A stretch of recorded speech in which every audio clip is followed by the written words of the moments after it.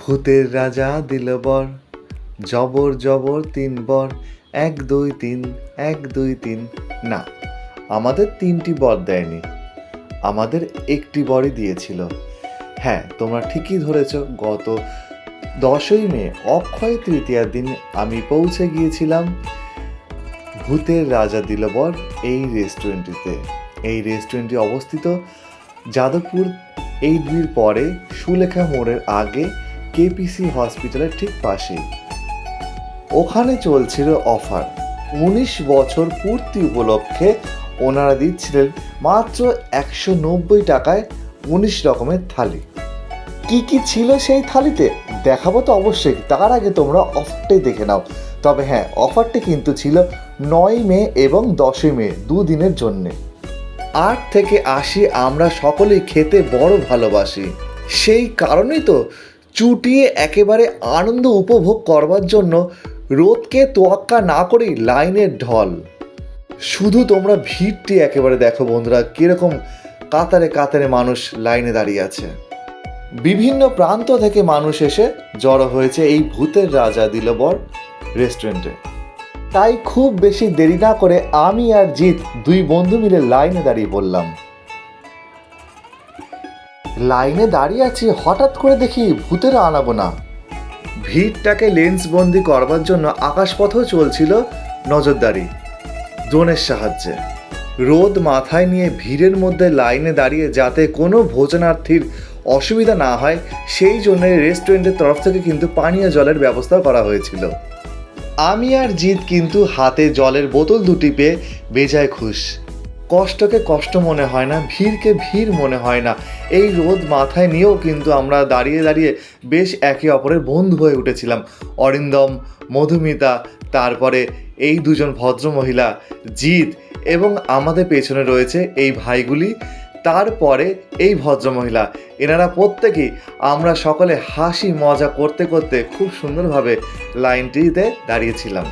সত্যি খুব খুনসুটি হাসি মজায় কেটেছে আমাদের দিনটি। বিশেষ করে অরিন্দম এবং মধুমিতা খুবই মিশুকে। আগে থেকে কিন্তু এখানে বুকিংয়ের কোনো ব্যবস্থা ছিল না। লাইনে দাঁড়িয়ে আছি, ঠিক সেই সময় দেখি কুপন কাকু কুপন দিতে হাজির। ইয়ে কি মজা! আমিও 2টো কুপন পেয়ে গেছি, জিৎ আর আমার। রোদের মধ্যে দাঁড়িয়ে থাকতে থাকতে যখন আমরা সব ক্লান্ত অবশান্ত হয়ে পড়েছি, ঠিক তখন আমাদের নতুন বন্ধু অরিন্দম মানে মধুমিতার হাজব্যান্ড হঠাৎ করে দেখি আইসক্রিম নিয়ে হাজির। আমরা সকলে একেবারে চুটিয়ে আইসক্রিমটা চেটে পুটে খেয়ে নিলাম, তৃপ্তিও পেলাম। অনেক অনেক ধন্যবাদ জানাই মধুমিতা এবং অরিন্দমকে এতটা আপন করে নেওয়ার জন্য। না, এই দেখো আবারও এই ভিড়ের মধ্যে ভূত বাবাজি এসে হাজির।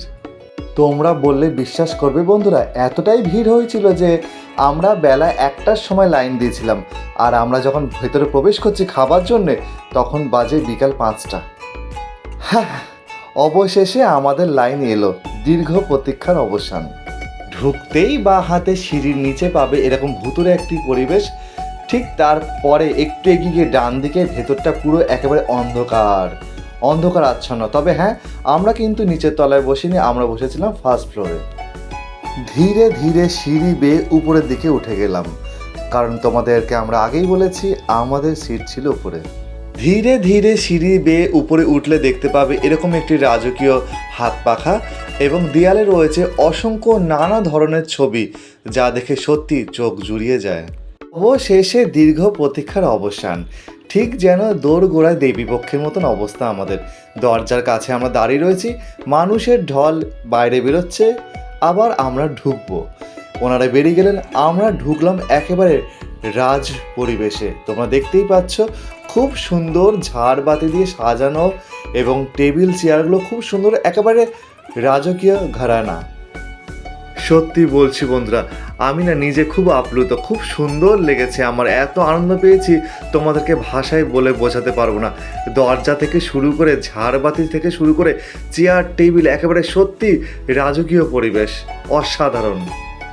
আমি আর জিৎ চেয়ারে বসে পড়েছি, প্রতীক্ষা করতে থাকলাম যে কখন আসবে আমাদের সেই 19 রকমের আইটেম দিয়ে থালিটি, মাত্র 190 টাকায়। এত খাবারের নাম কি আর মুখে বলা যায় বন্ধুরা? আমি তোমাদেরকে দেখাচ্ছি, তোমরা চুপচাপ শুধু চোখ ভরে প্রাণ ভরে দেখে যাও।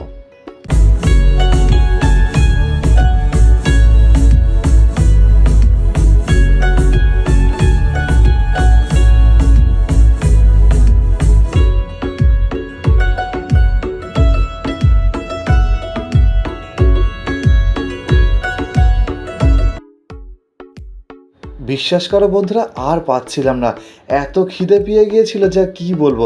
খাবার দেখে লোভও সামলাতে পারছিলাম না, তাই তড়িঘড়ি করে জিৎ আর আমি খাওয়া শুরু করে দিলাম। তবে হ্যাঁ, রান্না কিন্তু খুব সুন্দর ছিল। আমাদের টেবিলেই মা তার বাচ্চাকে নিয়ে বসেছিলেন। ওনারা এসেছেন হাওড়ার সাঁতরাগাছি থেকে, এবং উনি বলছিলেন যে এখানকার সব রান্না ভালো হলেও মাটনটা নাকি এতই শক্ত যে উনি তার বাচ্চাকে খাওয়াতেই পারছিলেন না।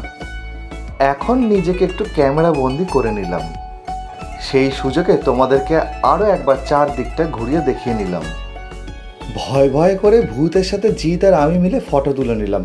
আরও বেশ কিছু ফটো তোলা হয়েছিল যেগুলো তোমাদের সাথে শেয়ার করে নিলাম। কেমন লাগলো আজকের ব্লগটি আমাকে অবশ্যই জানিও। 9-10 তারিখে তোমরা যেতে পারোনি তো কী হয়েছে, যে কোনো দিন ভূতের রাজা দিলে বর রেস্টুরেন্টটি খোলা থাকে, তোমরা কিন্তু অবশ্যই চাইলে ভিজিট করতে পারো। তবে হ্যাঁ, ওই অফারটি কিন্তু তোমরা আর পাবে না আবার সামনের বছর।